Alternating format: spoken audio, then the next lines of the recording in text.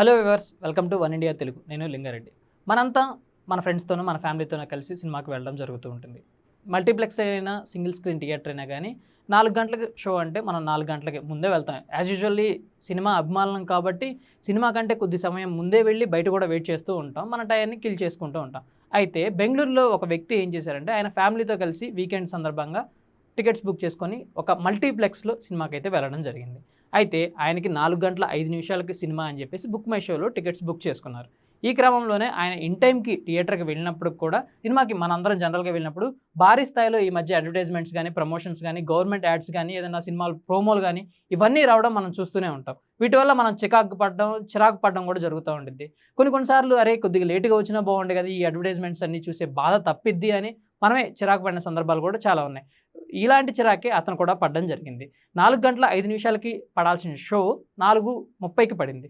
So, దీని ద్వారా అతనికి సినిమా కంప్లీట్ అవ్వాల్సిన టైం 6 గంటలకు కంప్లీట్ అవ్వాల్సిన సినిమా 6:30కి కంప్లీట్ అయింది. దీంతో అతను పెట్టుకున్న ఒక ముఖ్యమైన కార్యక్రమం వాయిదా వేసుకోవాల్సొచ్చిందని చెప్పేసి కోర్టుకైతే అతను వెళ్ళడం జరిగింది. దీనిపైన బెంగుళూరులో 2023లో వినియోగదారుల ఫోరంని ఆయన అప్రోచ్ అయ్యారు. నాకు 4 గంటలకు అయిపోవాల్సిన సినిమా 4:30కి అయిపోయింది. సో, దీనివల్ల నా అరగంట విలువైన సమయం వృధా అయిపోయింది. దీనికి ఎవరు బాధ్యత వహిస్తారు? దీంతో పాటు నేను విలువైన ఒక అగ్రిమెంట్‌ని కూడా కోల్పోవడం జరిగింది. దీనికి సంబంధించి నాకు నష్టపరిహారం కావాలని ఆయన బెంగుళూరులో ఉన్న వినియోగదారుల ఫోరంని అప్రోచ్ అయితే దీనిపైన 2023 నుంచి విచారణ కొనసాగుతూ ఉంది. సో, ఈరోజు దీనికి సంబంధించి కోర్టు అయితే తీర్పు ఇవ్వడం కూడా జరిగింది. సినిమాకి సంబంధించి సెన్సార్ బోర్డు ఇచ్చిన ఆదేశాల ప్రకారం సినిమా టైటిల్స్ పడడానికి 10 నిమిషాల ముందు ఇంటర్వెల్ గ్యాప్‌లో 5 నిమిషాలు మాత్రమే అడ్వర్టైజ్మెంట్స్ వేయడానికి ఎవరికైనా పర్మిషన్స్ ఉన్నాయి. అది కాదని వీటి నిడివిని కూడా దాటి ఇంకా ఎక్కువ సేపు అంటే మల్టీప్లెక్స్‌లో గానీ, థియేటర్స్‌లో గానీ యాడ్స్ వస్తేనే వాళ్ళకి కొద్దిగా లాభం వస్తది. వాళ్ళ లాభాల కోసం ఆర్జించుకొని, వాళ్ళ లాభాల కోసం మన విలువైన టయాన్ని కిల్ చేయడం సబబు కాదని కోర్టు అంగీకరించింది. ఈ నేపథ్యంలోనే అతను ఎంతైతే సమయాన్ని కోల్పోయాడో అంటే 30 నిమిషాల సమయాన్ని కోల్పోయాడు కాబట్టి 30 నిమిషాలు ఇంటూ 2 చొప్పున అతనికి 65,000 ఇవ్వడం సబబే అని చెప్పేసి కోర్టు తీర్పు ఇవ్వడం జరిగింది. దీంతో అతను మొత్తం 65,000 నష్టపరిహారాన్ని ఆ మల్టీప్లెక్స్ నుంచి పొందడానికి వారం రోజుల గడువు కూడా విధించింది.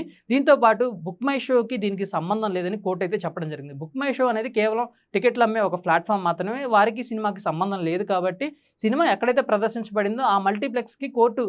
1,00,000 జరిమానా కూడా విధించడం జరిగింది. దీంతో పాటు సెన్సార్ బోర్డు విధించిన నిబంధనలు ఏవైతే ఉన్నాయో సినిమా టైటిల్స్ పడడానికి 10 నిమిషాల ముందు, దాంతో పాటు ఇంటర్వెల్ గ్యాప్‌లో 5 నిమిషాలు మాత్రమే any advertisement like government of అడ్వర్టైజ్మెంట్‌లు గానీ, దాంతో పాటు ప్రమోషనల్ అడ్వర్టైజ్మెంట్స్ గానీ, దాంతో పాటు లోకల్ అడ్వర్టైజ్మెంట్స్ గానీ, దాంతో పాటు ఏదైనా సినిమాల ప్రోమోలు, ట్రైలర్స్, టీజర్లు ఇలా ఏదైనా గానీ కేవలం 15 నిమిషాల టైం మాత్రమే తీసుకోవాలని చెప్పేసి కోర్టు అయితే స్పష్టంగా చెప్పడం జరిగింది. సో, మీరు ఇలాంటి సందర్భాల్లో ఎన్ని సార్లు ఇలాంటి సిట్యుయేషన్‌ని ఫేస్ చేశారు? మీరు వీటిపైన తీసుకున్న యాక్షన్స్ ఏమన్నా ఉంటే కామెంట్ రూపంలో తెలియజేయండి. Thank you for watching.